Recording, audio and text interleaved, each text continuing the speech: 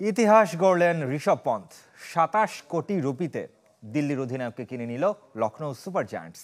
বিশ্বের সবচেয়ে দামি ক্রিকেটার এখন এই ভারতীয় ব্যাটার। যদিও তার রেকর্ডের ২০ মিনিট আগে ২৭ কোটি রুপিতে শ্রেয়াস আইয়ারকে কিনে আরেক রেকর্ড গড়েছিল পাঞ্জাব। এখনো পর্যন্ত ২০ কোটির উপর বিক্রি হয়েছেন ৩ জন।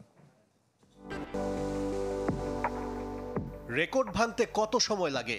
দিন, সপ্তাহ, মাস কিংবা বছরও চলে যায়, কখনো কখনো আরও বেশি। তবে আইপিএল রেকর্ড ভাঙতে সময় লেগেছে মাত্র ২০ মিনিট। বিশ্বের সবচেয়ে দামি ক্রিকেটার এখন ঋষভ পন্থ।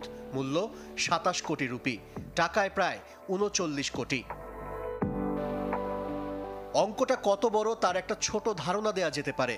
বিপিএল এর কোনো ফ্র্যাঞ্চাইজি এক মৌসুমে পুরো দল চালাতে এত অর্থ ব্যয় করতে পারে না।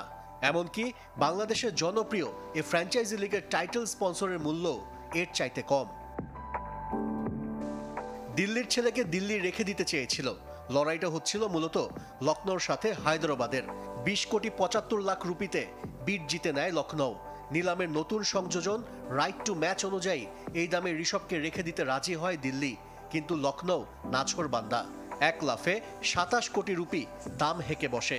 ঋষভকে তাদের চাই চাই, আর তাতেই বাজিমাত ঋষভের, লখনৌর আইপিএল ইতিহাসের। অবশ্য তার আগে আলোচনায় আসেন শ্রেয়াস আইয়ার।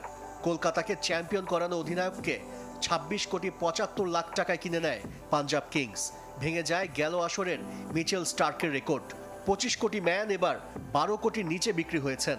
সেবারের মতো এবারও একদিনে ভেঙেছে রেকর্ড। প্যাট কামিন্সকে টপকে গিয়েছিলেন তারই অজি সতীর্থ মিচেল স্টার্ক। এবারের নিলামে ভারতীয়দের জয় জয়কার।